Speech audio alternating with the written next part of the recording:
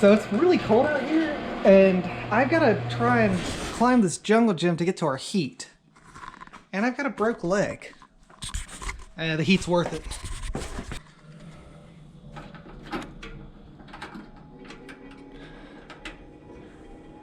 Perfect.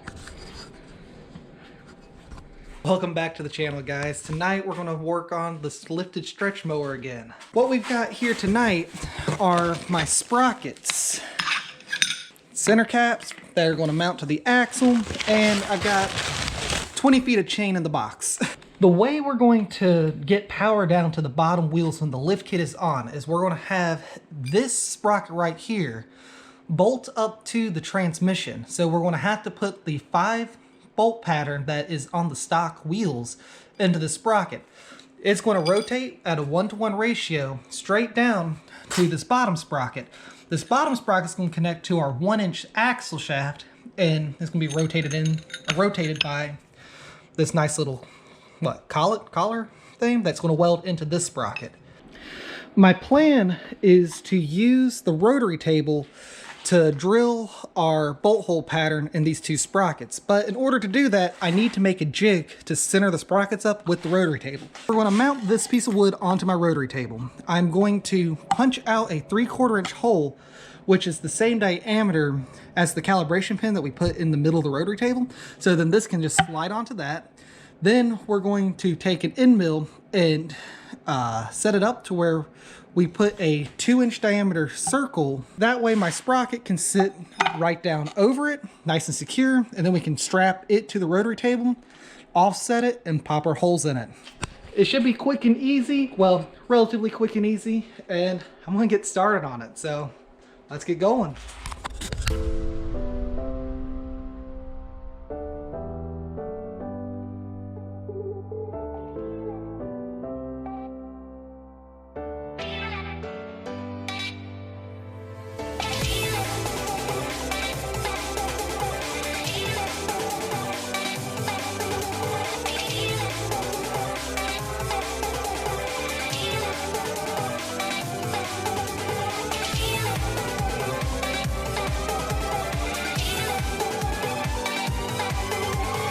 Alright, so I've never really machined this type of wood before, and honestly, you're really not supposed to machine wood.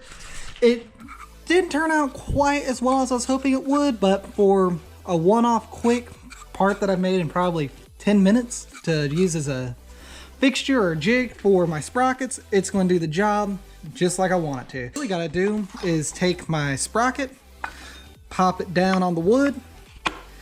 Now the sprocket is locked really tightly in place against the wood.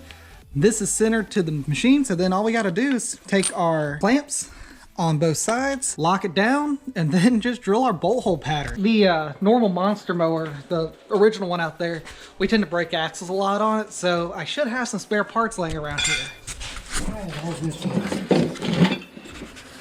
So we couldn't find the axle the broken axle that we were planning on using to find our bolt pattern.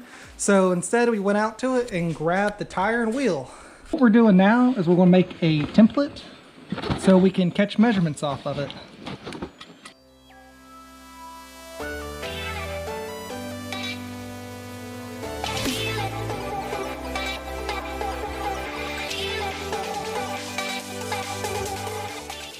I'm finding the center of the whole thing, and I'm going to get it off this circle. This circle is 3 inches. So I've got to kind of, and boy, I hit it dead on the first time. Check that out. So that's the middle. All right, so now I'm going to roll out to the center of these and go around and see where I am and measure it, and that'll give us our bolt pattern.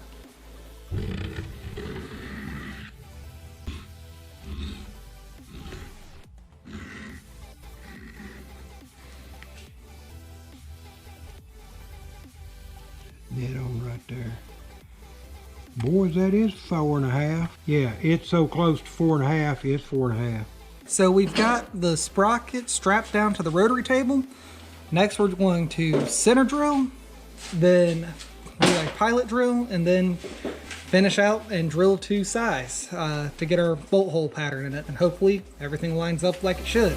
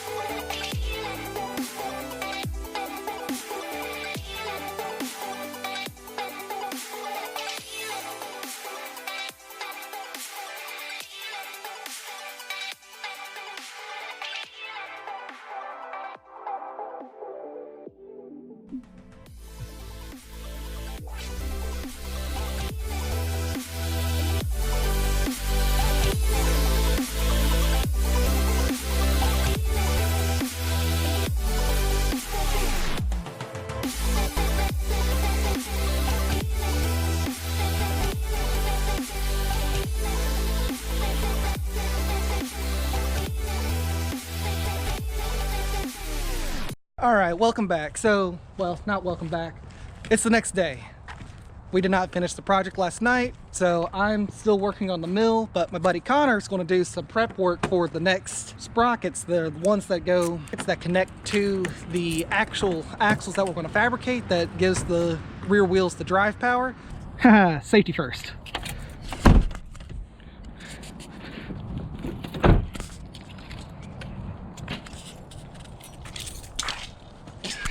Hey!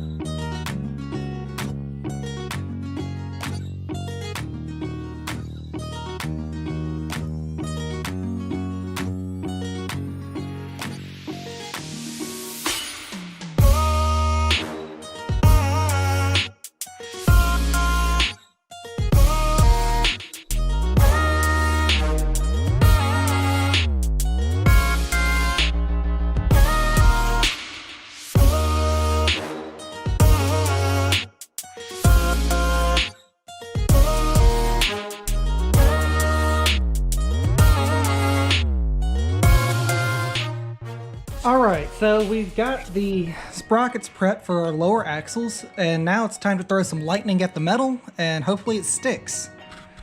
We're going to weld on about 110 amps, but I am going to control it via the foot pedal down there, just using normal carbon steel filler rod, and let's hope for the best. Let's see how it goes.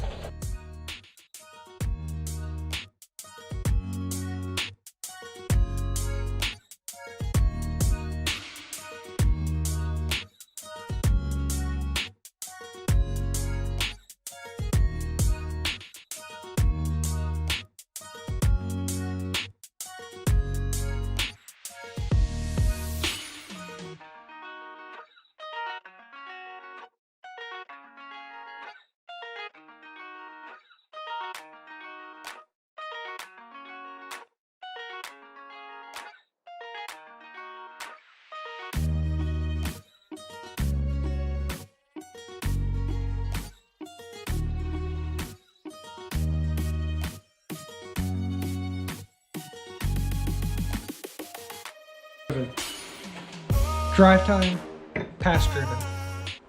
No, it can't be a driven sprocket because it's going in the same place that one's going. It's already been there. Upper, lower. No. No, this is the driven, this is the destination sprocket. Because this one drives it to the destination.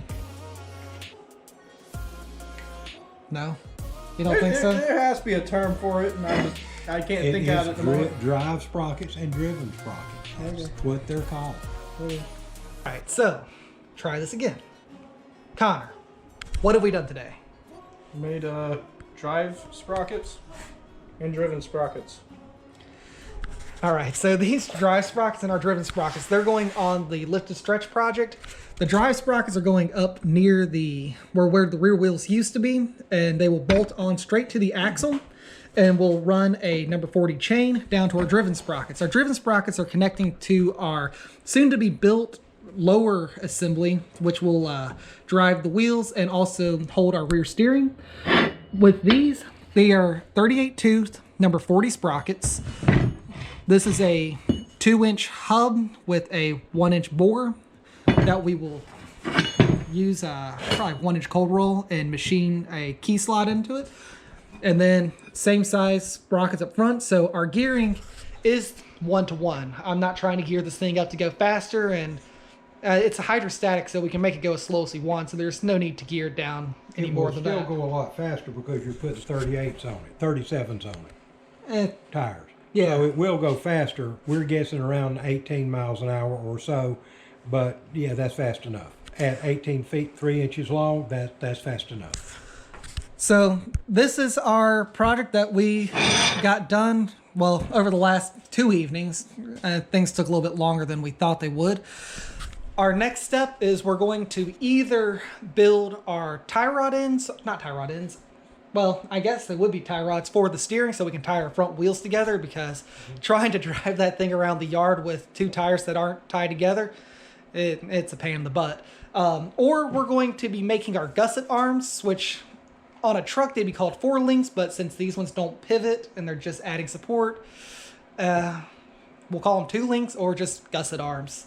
But those will be coming up as our next projects to get this bigger project done, and we will see you guys next time. Say bye. Bye. Bye. Deuces.